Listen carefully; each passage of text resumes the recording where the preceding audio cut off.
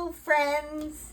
So I'm excited about today. We're on stage 2 of our faux candles, and I'm gonna use these ones. These I got at Home Goods for like $4, maybe $8, but they're supposed to have lights in them, right? You put in 2 batteries, but I've seen other people who have, oh, we should take that off so it's easier to paint. I have seen other people who have remote controls that can turn them on and off. Functionally, what I would do if I was going to use them the correct way, I would turn them on and let them go until the reusable batteries died. But I'm not going to try to make these appropriate for lighting. The LED's in here, so I'm not really actually hurting anything. I don't think. Let's hope not. And we're gonna make one purple and one orange. So step 1 for me is going to be to paint 1 candle purple and 1 candle orange. And this is acrylic paint. I'm going over, it looks like Tim Holtz paint, which I love the color of. May not be good for plastic, but we're gonna try. We're gonna test things. We're testers over here. So I had pulled out the Distress purple paint too, and now that I see what's going on with this, so let's give that a minute to dry, see what happens there. But now that I see what's happening with that, let's see what happens, because Tim Holtz paint separates on the gel plate, which might have given me an idea that it's not a good paint for plastic. But let's see what the regular acrylic paint does. I am not seeing regular acrylic paint separating the way that Distress paint separated. And isn't that interesting?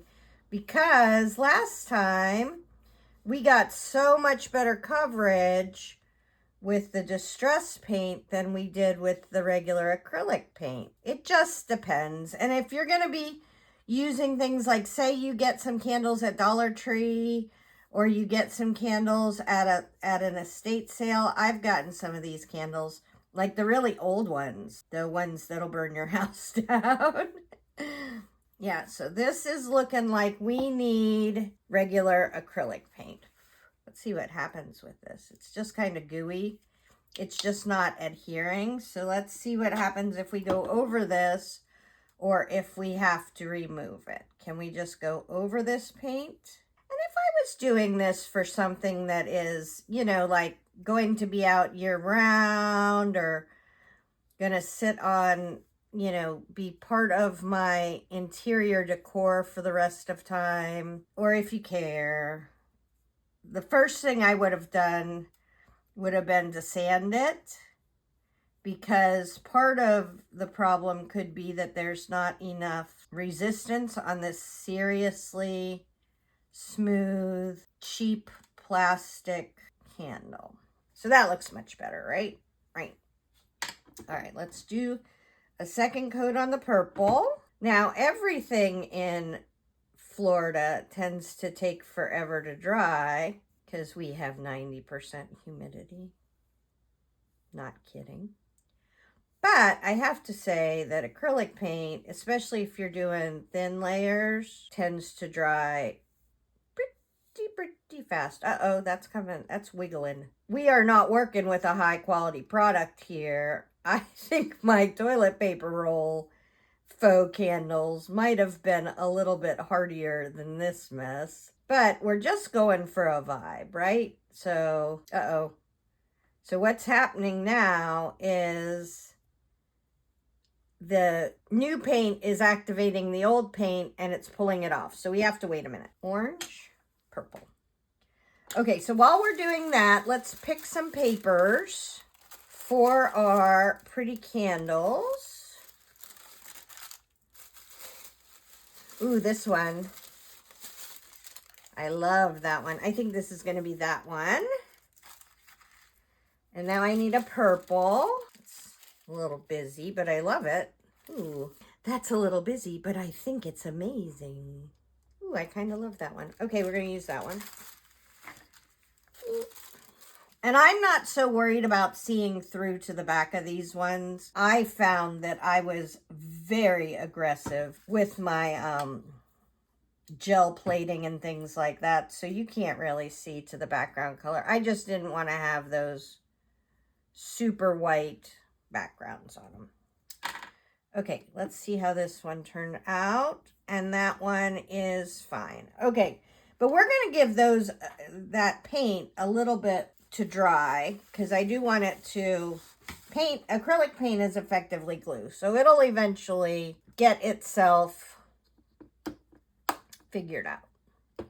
But in the meantime, I want to, on this one, remember we had that giant jar of Pirate Gold embossing powder, and I did not like the way it looked on the project that we were doing it. I got it at a thrift or a estate sale for $3, so I have a giant jar of it.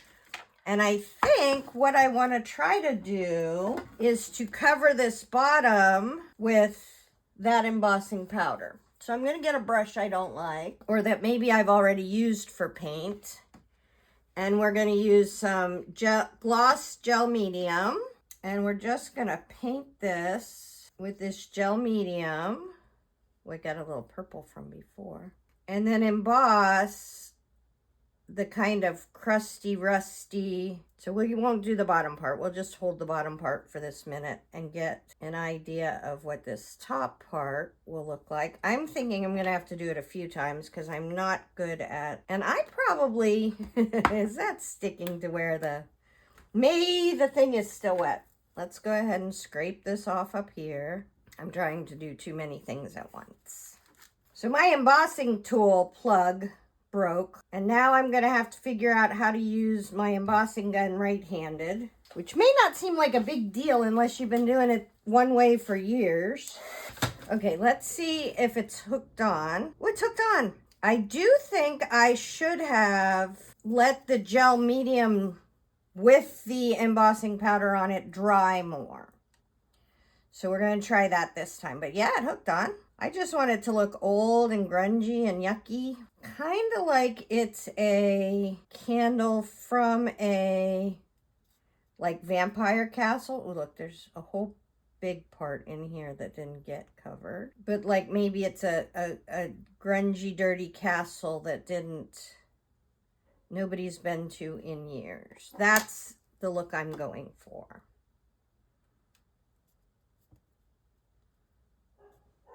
So now we are going to sit and let the gel medium underneath dry, which could take a minute. And let's think about what we want to do with this base.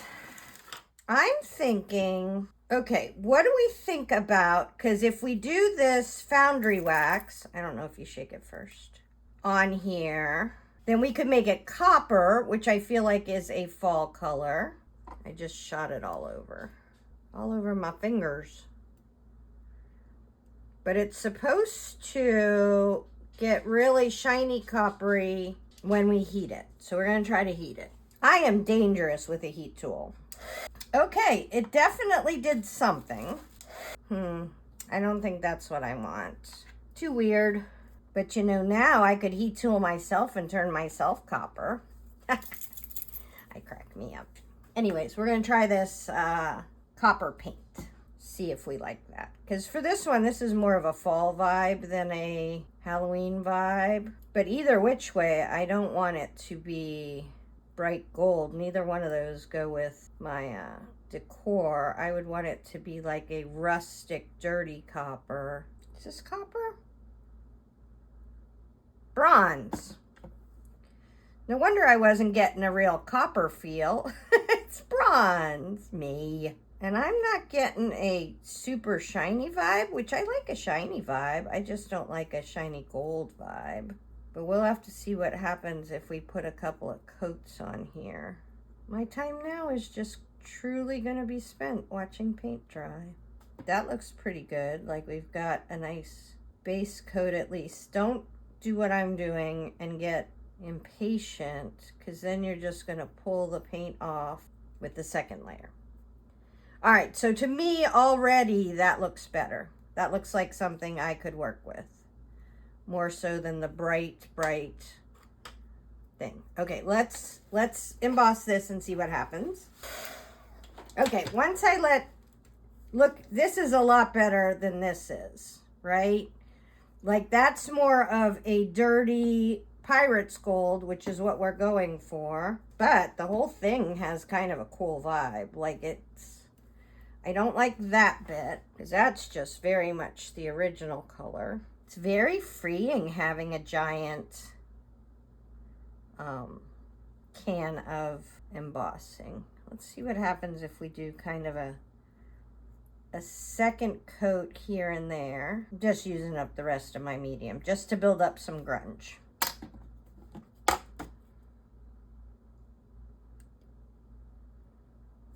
And we got a much better result when we let it dry. So we're going to let it dry.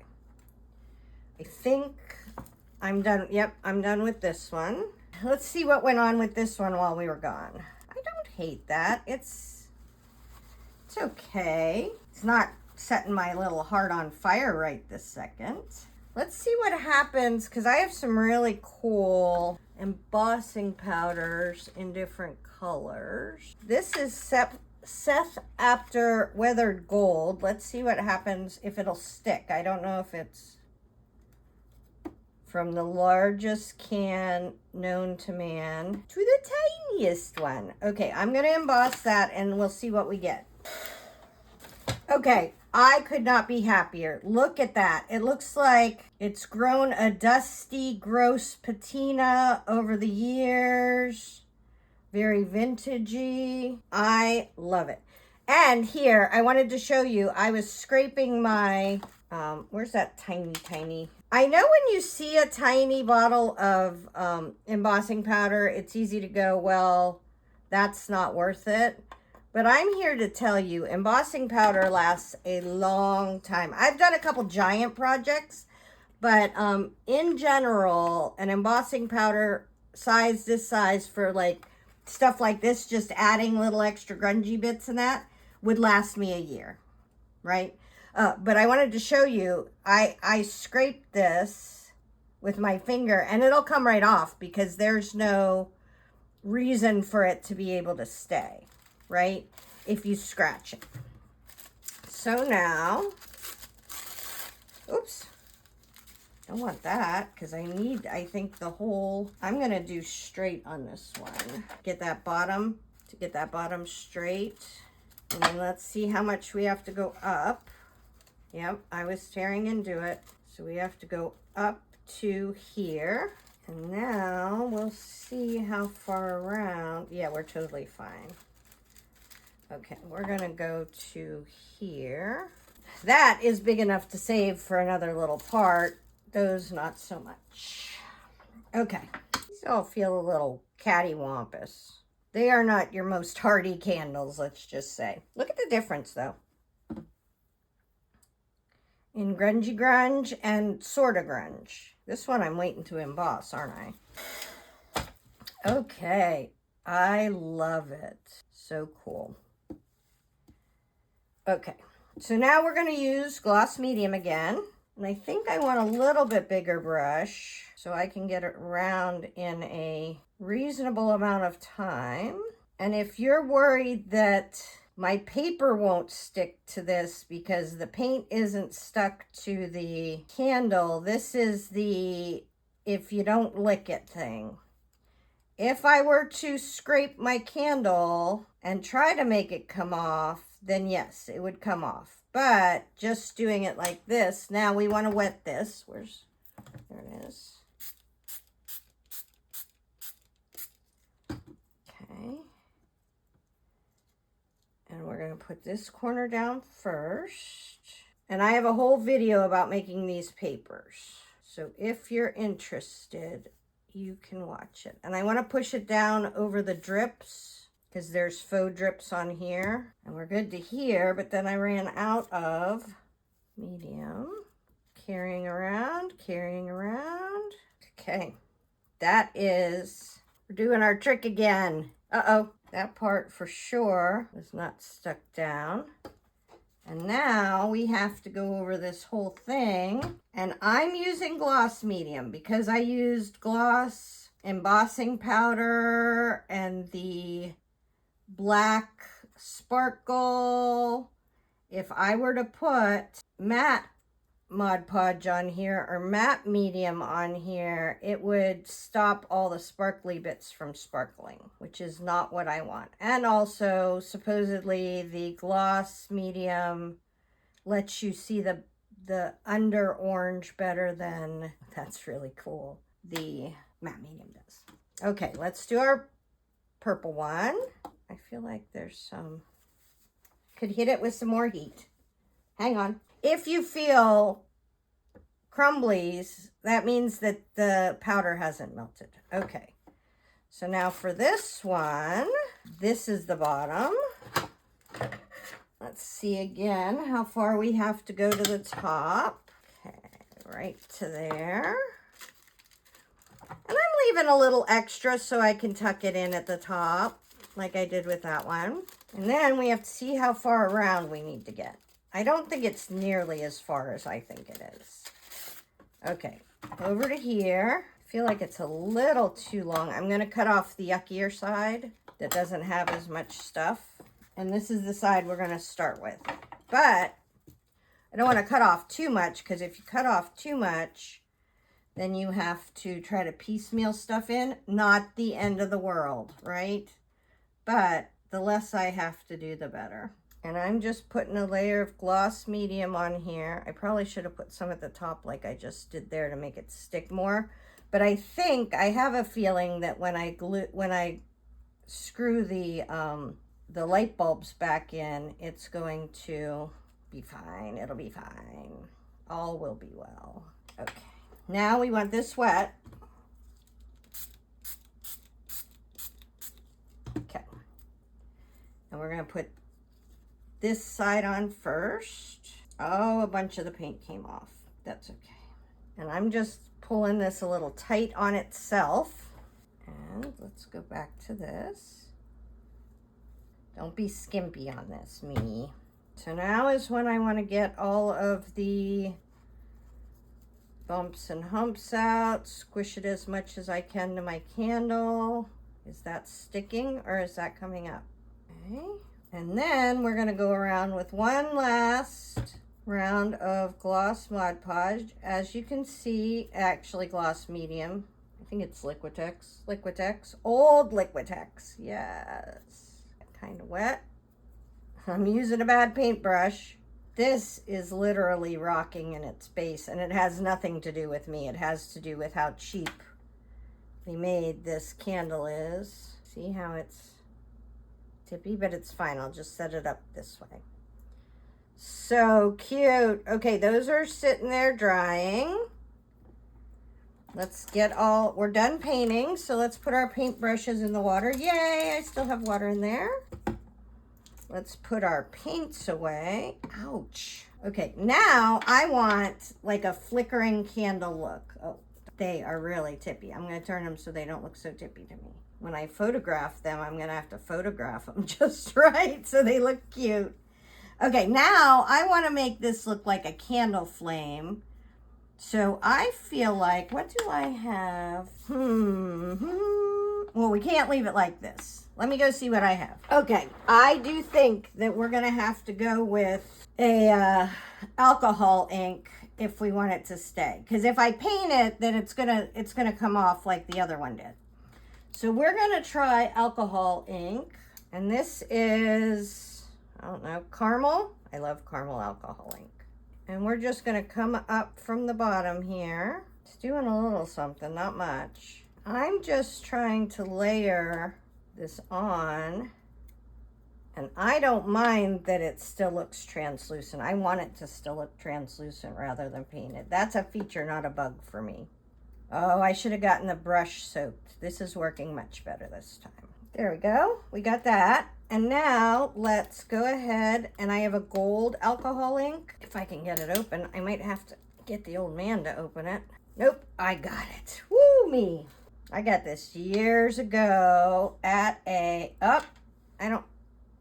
alcohol ink separates? Who knew? Seems as if alcohol ink separates. Okay, so now let's get this up here for a little brighter area. That looks cute. To me. Now to you, you might like it better with like a bright yellow. Ooh, don't touch it. Don't touch it. Okay, I have to go away and not touch these and come back when they're all dry. Otherwise, I'll just keep touching everything and it will wind up looking a hot mess. Okay, I added them to my collection of Halloween candles. It's starting to look like fall in here and Halloween. Super exciting. I love how they turned out. Let's get closer. The embossing and then the grunge on the base to change the color. I just love it. Hopefully that helps. Tara Jacobson, Artsy Fartsy Life.